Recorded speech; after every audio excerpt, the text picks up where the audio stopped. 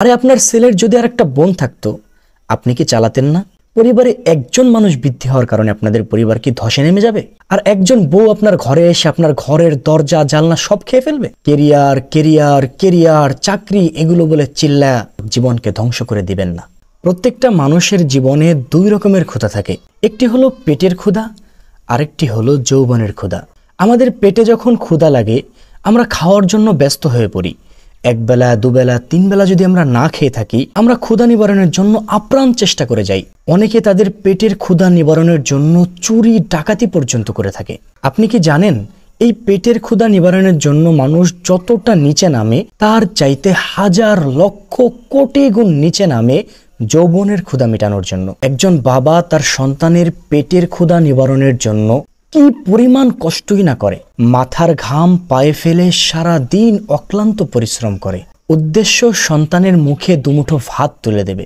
অথচ ওই বাবাটাই তার সন্তানের যৌবনের ক্ষুধা সম্পর্কে জানেই না, জানলেও সেটা অ্যাভয়েড করে ফেলে, নজরআন্দাজ করে ফেলে, কারণ এই সমাজ ব্যবস্থা তাকে ওই শিক্ষাই দিয়েছে। আর এই কারণেই ছেলেমেয়েরা 10-12 বছর বয়স থেকেই প্রেম শুরু করে দেয়, কিন্তু 30-35 বছর বয়সে গিয়েও বিবাহ করতে পারে না।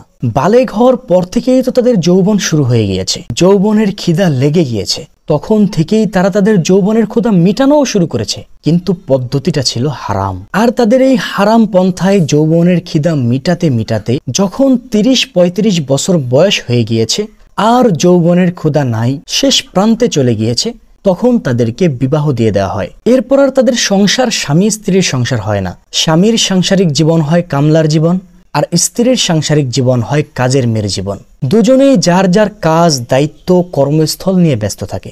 স্বামী এবং স্ত্রী আর হয়ে ওঠে না। সামান্য একটু মনোমালিন্য হলেই তাদের সংসার ভেঙে যায়। হে বাবা, হে মা, একবারও কি চিন্তা করে দেখেছেন একজন মানুষ কত বছর বাঁচে?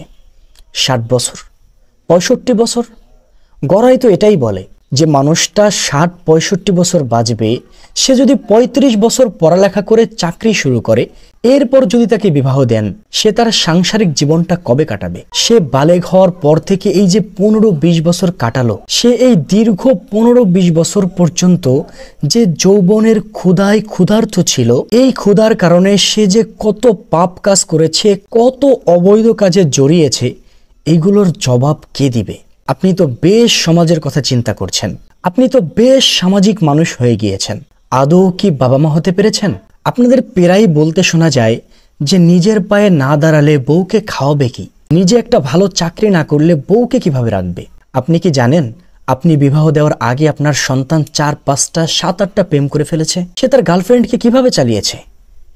একজন ওয়াইফের পিছনে যেই পরিমাণ খরচা করা লাগে, আপনি জানেন একজন গার্লফ্রেন্ডের পিছনে তার চাইতে বেশি খরচা করা লাগে। অথচ আপনি মনে করেন আপনার সন্তান বউ চালাতে পারবে না। আরে আপনার ছেলের যদি আর একটা বোন থাকতো, আপনি কি চালাতেন না? পরিবারে একজন মানুষ বৃদ্ধি হওয়ার কারণে আপনাদের পরিবার কি ধসে নেমে যাবে? আর একজন বউ আপনার ঘরে এসে আপনার ঘরের দরজা জানলা সব খেয়ে ফেলবে? অনেকে মনে করেন সন্তানকে বিবাহ দিয়ে দিলেই মনে হয় সন্তান শেষ, সন্তান বউয়ের হয়ে গিয়েছে, আর বাবা মাকে দেখবে না। এমনটা ভুল। আপনি সঠিক সময় যদি আপনার সন্তানকে বিবাহ দেন, আপনার সন্তানের যৌবনের বিষয়টা যদি খেয়াল রাখেন, আপনার সন্তানকে শুরু থেকে যদি আপনি আদর্শের শিক্ষা দিয়ে থাকেন, তাহলে অবশ্যই ওই সন্তান আপনার বউয়েরও খেয়াল রাখবে, আপনাদেরও খেয়াল রাখবে মৃত্যু পর্যন্ত। কেরিয়ার কেরিয়ার কেরিয়ার, চাকরি, এগুলো বলে চিল্লা জীবনকে ধ্বংস করে দিবেন না। আর বাকি যে 1 ভাগ জীবন আপনারা বাকি রাখেন, ওই 1 ভাগ জীবনে কি সংসার তারা করবে? মনও বৃদ্ধ হয়ে যায়, শরীরও বৃদ্ধ হয়ে যায়, ভালোবাসা তো থাকেই না। মহান আল্লাহ পাক রব্বুল আলামিন আমাদের সবাইকে বোঝার তৌফিক দান করুন।